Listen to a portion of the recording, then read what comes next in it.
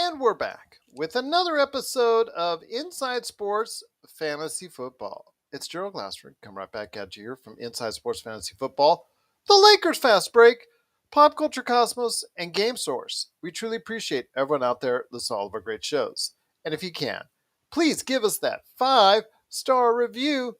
That's not even enough number for Tui Tagovailoa. He actually threw more touchdowns than that. 5-star review wherever you can get your podcasts. Plus, if you can like, share, subscribe, follow, or do whatever it is that you can to support us right here at the Lakers Fast Break, Pop Culture Cosmos, Game Source, of course, Inside Sports Fantasy Football, Dom-Ination Sports Nation, where they cover the sports world like no one else, wherever you get your podcasts. Plus, if you can support all that, including subscribing to the Pop Culture Cosmos below on YouTube or on Twitch, it is sincerely appreciated. And just as a reminder, if you have any questions about your team, about transactions, about waiver wire, trades, lineup changes, whatever that you are talking about or worrying about within the realm of fantasy football, please go ahead and hit us up, isfantasyfootball@yahoo.com or Inside Sport FF, Inside Sports FF on Twitter. All right, week 2 in the NFL brought more exciting news, more exciting things, a breakout performance. But was it for real? We'll be talking about what we think is for real and what is not for real after 2 weeks of the NFL regular season. But here today to talk about that is a good man indeed. He is back once again talking fantasy football like no one else. Good man, you got to go ahead and check out him and his son, Dominic, on the Dom-Ination Sports Nation.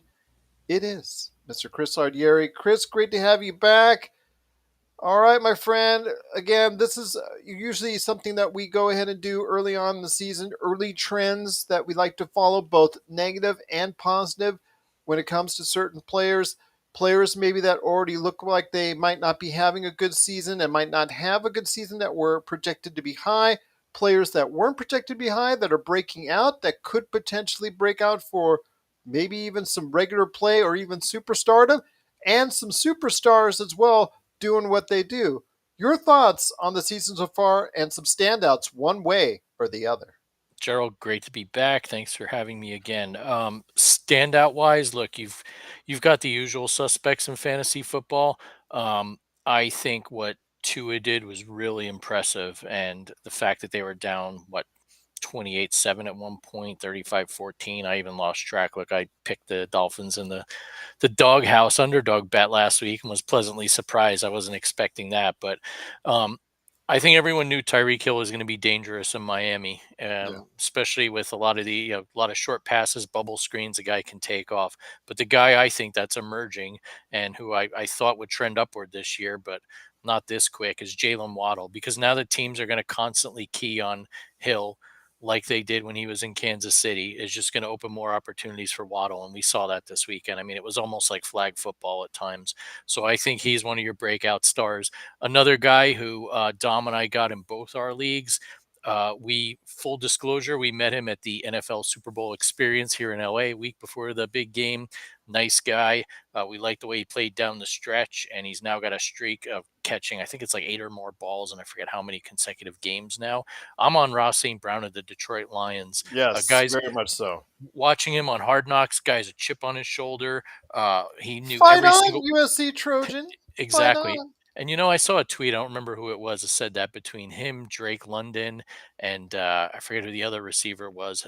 There are so many USC wide receivers that are currently in the NFL. It is the wide receiver school and university. There's no one better. And what was Clay Helton doing? I guess not recruiting a quarterback. But anyway, defense.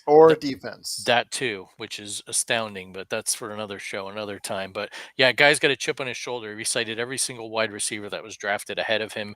Read a story, he had this big party, thought he was going to be drafted, at least by day 2, which is crushed. And I think it's really motivated him. And frankly, it's helping Jared Goff too. It seems like, he's at least a serviceable fantasy football backup right now. Absolutely. He is actually in that mix as far as a QB2 and even a QB1. He's actually one of the most prolific quarterbacks right now in the NFL. Him and Joe Flacco are the big surprises right now. and they're still both of them free agents in a lot of leagues out there. So be aware that both those guys have over 40 points right now in the fantasy league, and both those quarterbacks are available. So if you're hurting at the quarterback position and you don't want to make a trade, go ahead and seek out Jared Goff and Joe Flacco, because right now they are playing very well. It's going to be hard to get Joe Flacco out of that lineup.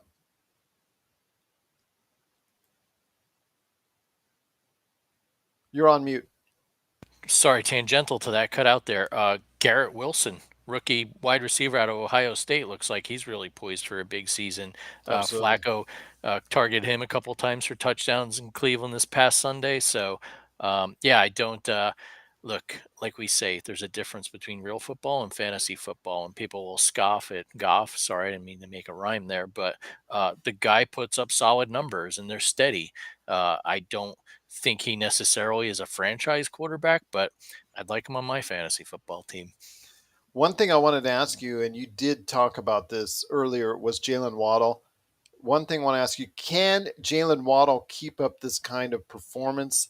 The fact is that he and Tyreek Hill have virtually the same amount of targets. So they almost have the same type of production. And I want to ask you if this is going to continue, or will Tyreek Hill become the dominant receiver for Miami? Because we'll get into Tua next, as far as if he can continue his success as well. Yeah, I don't think it's necessarily going to be difficult for him to continue this pace, and here's why. If you look at it, right, I know right now they're probably the best 1-2 wide receiver tandem in the NFL, but no other team can really match them. I mean, even with the Rams, teams double team Cooper Cup, he still puts up great numbers. If you double team Hill, Waddle's going to burn you, and vice versa. And then Gesicki's a good tight end. He caught a touchdown on Sunday, so I'm not quite sure. I think the only obstacle they can run into is if Tua gets streaky again, and if they run into an unfavorable defensive matchup, which potentially could be the Bills this past coming Sunday. Team on a roll, really stout on the defensive side of the ball. They may be able to contain them, but I don't think you put either Hill or Waddle on your bench this week. The one thing I did want to ask you leading into that was Tua Tagovailoa, and with Tua 6 touchdowns last week, an incredible performance. Obviously, you got to give him a lot of credit for being that player that was much maligned over the past couple of seasons, but has now broken out to be someone that I think that people are starting to think may become a second level player. Your thoughts on Tua for the rest of the season? I think he's worth a shot. I mean, we tried to get him in one league as a backup. We couldn't. So we're not the only ones that had the same idea. Again, much like Goff, I think the jury's still out as to whether he's a bona fide QB number one. But given the injuries we've seen already, Trey Lance, for instance, Dak Prescott, I think you do pretty darn well to have him as your bench quarterback. I think that's some nice depth. And as we learned in the real NFL this week, the 49ers keeping Jimmy Garoppolo was a great move, and you should take the same approach with your fantasy team. Have a backup that in a moment's notice you could start every week and put up a good 20 to 30 points if necessary. I will tell you right now that in the running back position, I'm very happy with what I've seen so far from Nick Chubb. All apologies to Cleveland Brown fans, but I am glad that he actually scored that last touchdown, which he wasn't supposed to score, which he apologized for later. Helped me out. Unfortunately, did not help his team, but he is having a terrific season so far as the top running back in fantasy football. Yeah, he had a phenomenal game Sunday, and if they don't blow that, then I think everyone will be talking about Chubb's performance. And look, I get it.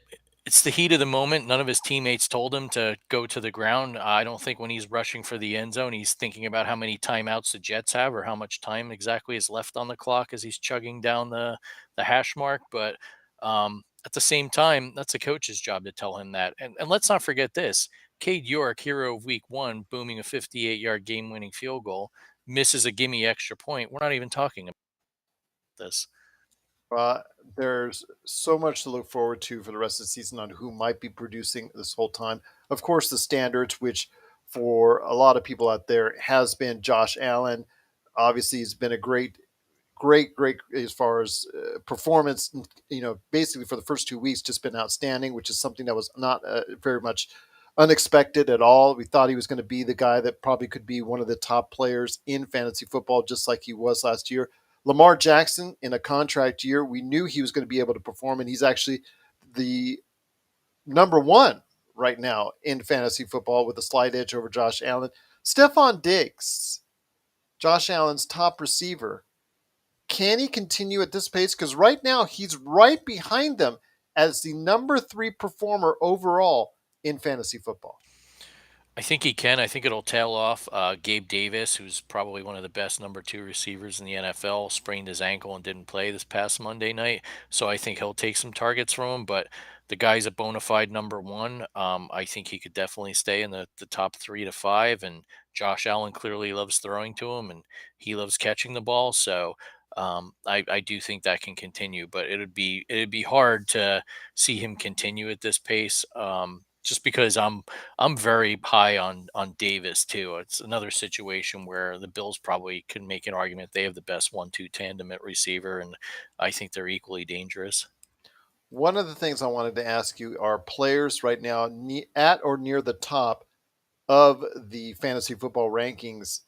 Which of these players stand out as someone that you think may not be able to sustain the high level of point getting right now after 2 weeks?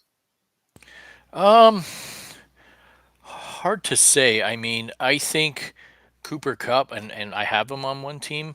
I do think, like I mentioned, this double teaming and the fact that Allen Robinson, while he had a touchdown, hasn't really emerged yet, and I'm still worried about Stafford's arm. I think Cup will put up great numbers, but is he going to put up a year like last year? Is he going to remain at or near the top for wide receivers, given the Justin Jeffersons and Diggs of the world? Probably not. So while I'm not saying Cup's going to have a bad year, he's not going to have a Cooper Cup 2021 year, in my opinion. Well, the thing is, he has more targets by far than anyone else, which is kind of exhausting when you look about it. When you think about it, especially after last year, how much he was thrown to, you're talking about a guy who's leading the league again in targets. He is, and I mean that's clearly Stafford's safety blanket. We saw it in the Super Bowl. We saw it all last year. I just don't think teams are going to allow it. I mean, Stafford will likely try it, but um, guy's a phenomenal receiver. He makes unbelievable catches in traffic, but I just think over time, the trend may continue, but at some point you've got to throw to someone else. And on top of that, the Rams really have no ground attack. It's a three-headed monster of no one's, it seems like this year. And teams are in general going to key on the pass at some point. Looks like it. And after their week one debacle, where they got destroyed by the Bills at home, they righted the ship, as you and I suspected that they would in week two, that they looked pretty good on the offensive side of the ball. So right now, Cooper Cup is going to pick up the large share of the offense, but I think that there are other players out there right now at the top or near the top of the fantasy football rankings that maybe will not materialize as well over the course of the entire year. I mean, Joe Flacco right now, again, solid right now with over 40 points. Very good. One of the top 10 quarterbacks right now in the rankings as far as the fantasy football is concerned, especially with the fact that he was only going to be a temporary replacement. I don't see that happening for the entire year, but hold on to him while you can. Definitely. And look, Flacco struggled in week one, too. Let's not forget he got the bulk of those points in week two against the Browns. Let's face it, when Zach Wilson's healthy, he's going to play. This team needs to assess as to whether he's a franchise quarterback. They're paying him like a number two pick. So when the doctor clears him, they're going to give him the reps. Flacco has done a nice job, but at the same time, even in Flacco's heyday, he was streaky. He'd have some weeks with 5 touchdowns and others where he looked like, he was a second string quarterback. So got to agree with you there. I think, it's a short term trend. It won't continue, but they play the Bengals this week, and look at the Bengals defense. They've been exploited, by a backup quarterback last week, and in Dallas at certain points of that game. So situationally, play them as you need them. One of the things I do want to go back to before we head on to some other things I want to talk about on the other end, as far as the players that are not doing so well that kind of stand out. Hendricks has a question that he wanted to float it to us, and that's who ends up higher, Waddle or Hill by the end of the season. That's a tough one. I really wouldn't be surprised if it is Waddle. I think he really had came on in the second half last year. I like the flashes he showed, and I just think too teams traditionally have tried to not let Tyreek Hill beat them. He's an explosive guy, but I mean there have been seasons where he's had single digit touchdowns, and if Waddle capitalizes on that, just right there off of the yardage and the extra TDs he gets, he may eke out Hill. So I think it'll be close, but I just think Waddle is a wide receiver one talent who just happens to play behind one of the best wide receivers in football. And that's one of the reasons why I'm going with Hill as a slight edge. Is the reason why when I look at it as far as the number of targets to the number of catches, Hill actually has outdistanced Waddle. The only difference is, and reason why they're still together is even though Hill even has he has about I think about 40 or 50 more yards right now than Waddle, is the fact that Waddle has more touchdowns. So Waddle has more big play capability, but Tyreek Hill to me is the more every down type of receiver. I actually think over the course of the year, Hill, as long as if let's say both stay healthy, which is a big if, I still think Hill just because of the fact that you paid him so much as an organization to go ahead and get him here. I think that actually over the course of a year, I think you're going to go ahead and probably lean on Hill a little bit more. Yeah, I could definitely see that. I think what makes me lean towards Waddle is just what you said. He might get some of these red zone touchdowns where teams are True. just not going to let Hill beat them. And, kind of like the old Kareem Hunt comes in on third down and gets a cheap TD and Nick Chubb's taking a break on the bench type thing. One of the things I did want to ask you before we go to our week 3 picks and woof woof woof, a trip to the doghouse, wanted to ask you some of the more disappointing players so far and whether or not they're going to stay a disappointing player for the entire season or if they're going to turn around at some point. The first name that sticks out to me is someone that was picked at the high end, in fact, in the top 3 to 4 picks of everyone's draft, and that is Christian McCaffrey, who doesn't even have 30 points collected over the course of 2 games, which isn't too bad for a running back, but that's not where you want him to be for a guy that you probably picked first or second in your fantasy football draft. Yeah, and that's exactly why were I sitting in the number two spot in my drafts, I wouldn't have taken him. Besides the durability questions, I just don't like that Carolina offense. My beloved Giants, I'm proud to wear the hat again for the time being. Who knows how long it'll last? But they really keyed on him and shut him down, and teams are just going to continue to do that. They don't fear Baker Mayfield. Frankly, they don't really seem to fear the wide receivers the Panthers have either. So I think as long as that continues, McCaffrey's going to get touches, but I'm just big picture, top down. I'm worried about that Carolina offense, especially given that former debacle of a Giants head coach, Ben McAdoo, is on the sidelines there in Carolina. I see, though, 2 other running backs that were drafted high, Joe Mixon, and of course, everybody's number one, or almost everybody's number one, except our league actually wasn't, Jonathan Taylor. Hmm. I know Jonathan Taylor has been struggling with Indiana as far as Indianapolis, as far as the Colts are concerned, but the guy's still averaging 5 yards a pop, and he's only scored 1 touchdown as of yet. I really think there's a breakout game in store for Jonathan Taylor. I also think that there's a breakout game in store for Joe Mixon, especially now that, with Burrow, what his situation is going on as far as him not getting off to the greatest start as well. I really think that Mixon and, of course, there's going to be a little bit more I'm going to see from him and also as well Jonathan Taylor. I agree with both. First, with Mixon, there have been times where he's slow to start or will have these streaky periods or he has some He's great getting the games. touches. Yeah, so it'll come. I just think, everyone's talking about the Super Bowl hangover.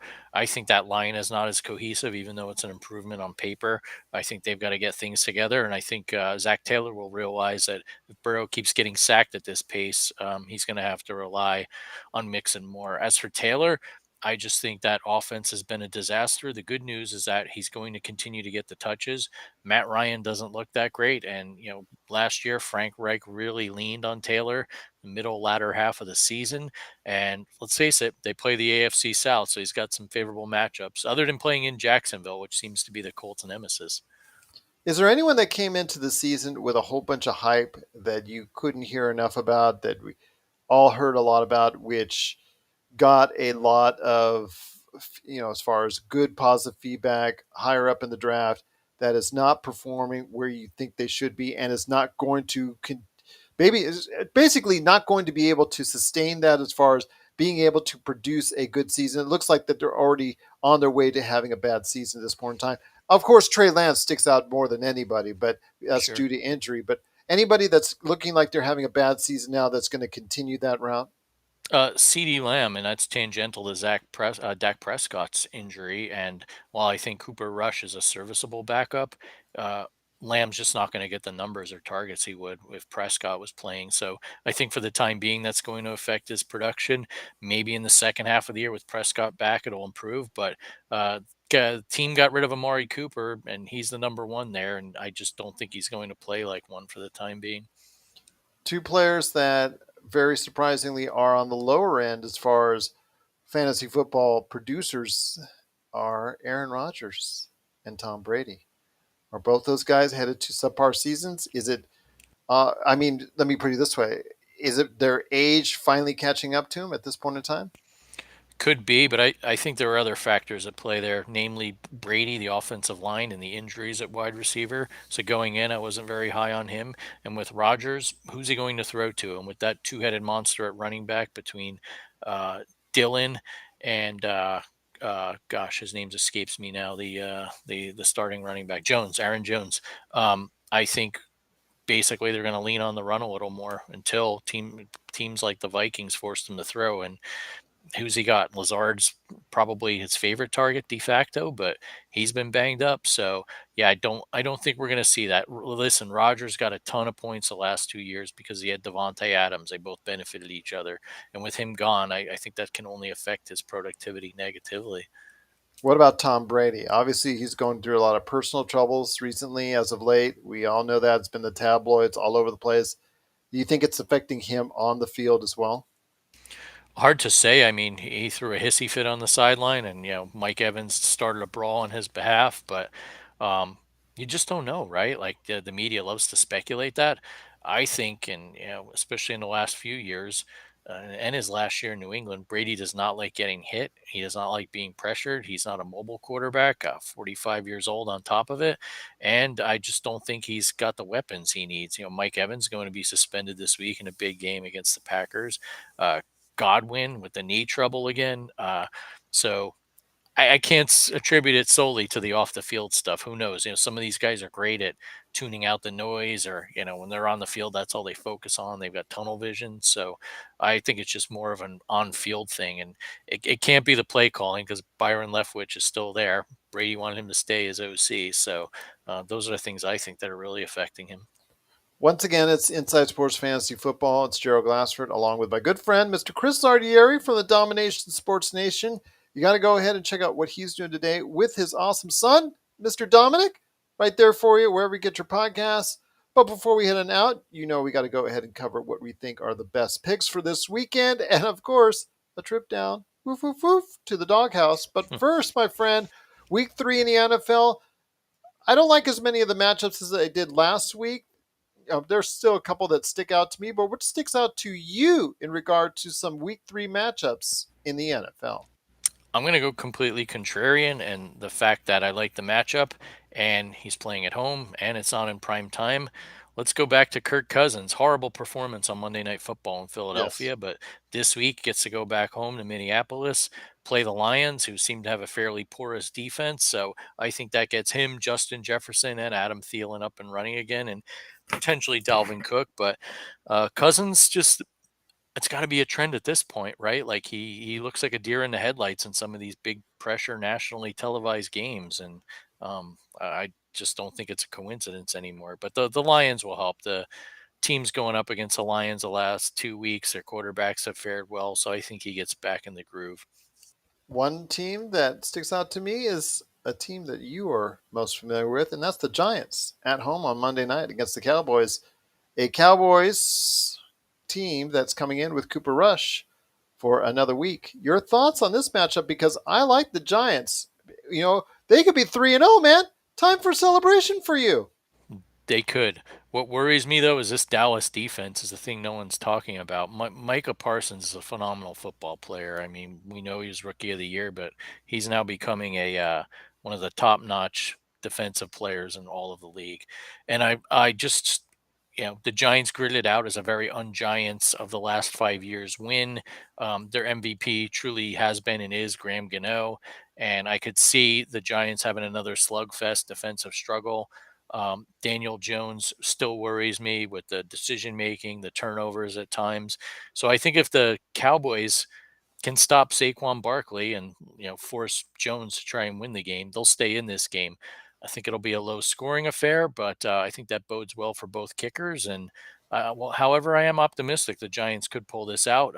But strange things that seem to happen with this franchise, so I'm cautiously optimistic as always. I'm here in Vegas, and obviously a lot now revolves around the Raiders and their dismal start.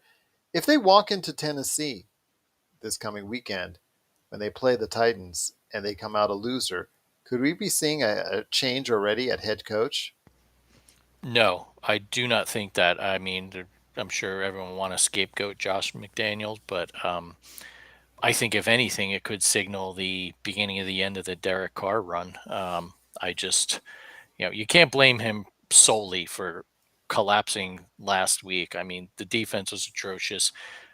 In their slight defense, it's hard to tackle Kyler Murray when he's running around for 20 seconds on a 2-point conversion. But I regardless, saw that. It looked when the beautiful, man. It looked beautiful, oh, especially since it's unbelievable. on my fantasy football Yeah, team. that helps too, but watching that live was just unbelievable. Dom and I were Yes. stunned. But anyway, yeah, I think it's too early to pull the plug on that. I mean, you've got to give the guy some time to maybe Al Davis would have fired him after 3 games back in the day, but I think he's safe. Now that said, they go 0-3. I mean, they're really digging themselves a hole in one of the toughest divisions in football. And, two, Tennessee's another team that's really underachieved. So one of these two teams is going to start 0-3 and will be on the outside looking in. And both were playoff teams last year. Are you surprised that there's only going to be one 2-0 matchup between two teams this coming weekend already?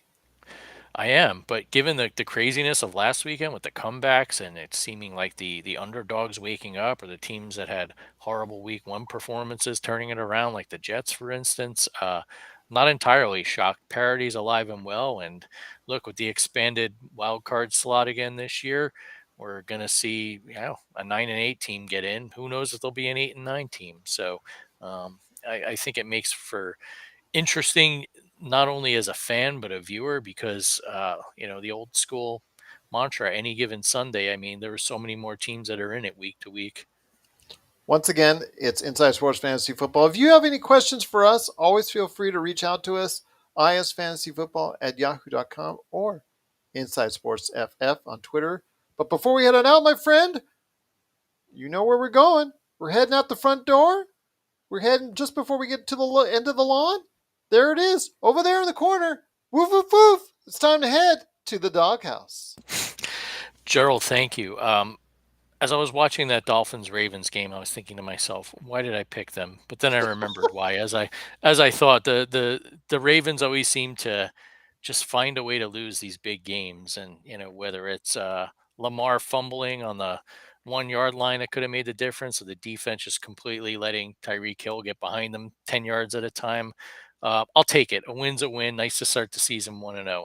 This week, like you said, a lot of 1-1 teams facing each other, a lot of kind of odd point spreads. I will say Vegas is onto things. There was one home dog getting 3.5. The Cardinals couldn't bring myself to do it, even though I know they play the Rams tough in Phoenix. But I have a feeling that'll end up being a 4-point game. Don't ask me why. But there is another dog that I thought has played well, regardless of what their record says. That's the Jacksonville Jaguars. They come to LA to SoFi Stadium, where the Chargers have little or no home field advantage.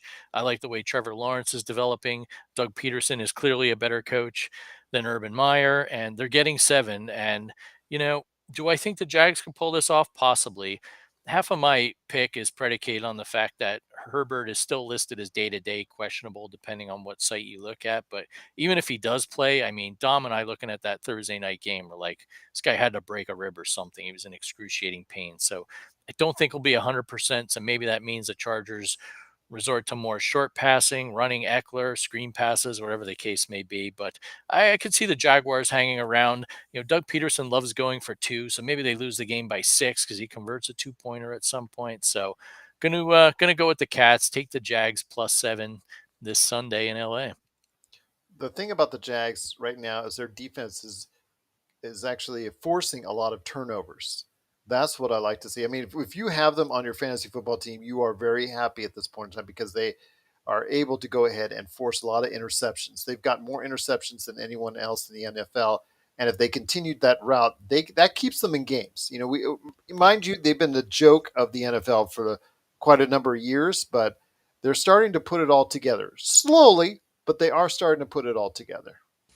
They have. They've really drafted well on the defensive side of the ball. I mean, this linebacker Lloyd from Utah, who I really like just watching in the Rose Bowl against Ohio State, looks like he's going to be a nice NFL player. So, yeah, I completely agree with you. And when they had that last run, when they really should have beaten the Patriots in the AFC Championship game, that team was filled with studs on the defensive side of the ball that the Jags had drafted. So I think it's indicative and reminiscent of that. My friend, it's been a great episode as always. Once again, if you have any questions for us on trades, waiver wires, lineup changes, you name it in regards to fantasy football, please go ahead and hit us up. Inside Sports FF on Twitter or isfantasyfootball at yahoo.com. But my friend, it's been a great episode. I truly appreciate you being part of it. Can't wait till Dominic shows up again for another great episode when he can. Obviously, work first. That has got to be a thing. But before we end on out, any last things of note as far as either waiver wire or lineup changes or things that you are going to go ahead and give advice on to fantasy football owners for this weekend in the Yeah, NFL? Yeah, we have Russell Wilson as a starting quarterback in one league, and I'm sounding the alarm bells. But that's a bigger picture item, and we can talk about that as the weeks progress. But what we did is we had Trey Lance as his backup, and so went out there in waivers and saw it was available, and got the guy who wasn't allowed to practice with his team a couple months ago. But oh, look at that. He's a starting quarterback in San Francisco again, Jimmy Garoppolo. I think you could do worse as a backup quarterback. I think this will bode well for Debo Samuel and Brandon Ayuk, for instance. Once George Kittle's healthy again, that's going to be good for him. So there's a name to consider if the Goffs and the Tuas of the world are not out there on your waiver wire. Jimmy G just seems to have 9 lives, right? So I think too in the NFC West, not a lot of great defensive teams, which is also a plus for him. Once again, it's Chris Lardieri. Please go ahead and catch him and his son, Dominic, today at the Dom-Ination Sports Nation, wherever you get your podcasts. Well, my friend, I'm wishing you the best of luck this weekend. I know in our league, you made a comeback. You're 1-1, my Yeah, friend. we woke up. I know. I don't know who's leading the league right now, and I don't Um, know who I don't that know. could be. There's I don't, some guy he's named after a podcast, pop culture something or other. I don't know who that is. Wouldn't know who that Yeah, is. I good. don't know. He's doing a good job, whoever he is. Oh, man, I tell you what, I am just riding high off of Josh Allen and Nick Chubb. I don't have the depth that I thought I would have. At least Yahoo thought I had more depth than I actually end up doing. So I've been trying to work on that. But yeah, right now I'm still concerned for down the road. Right now it looks great, but if I get some injuries, and usually I get some injuries, I don't know. I don't know. I'm hoping for some trades. Anybody want Kyler Murray out there in my league? Go for it, man. Bring those trades on. Bring those trades on indeed. But once again, it's Inside Sports Fantasy Football. Chris Ardieri and Gerald Glassford coming back at you. We're looking forward to another great weekend in the NFL, and we'll be back with more. In fact, next week is always our special week of the year because it's our Don't Panic episode. And that's coming up next week, right here at Inside Sports Fantasy Football.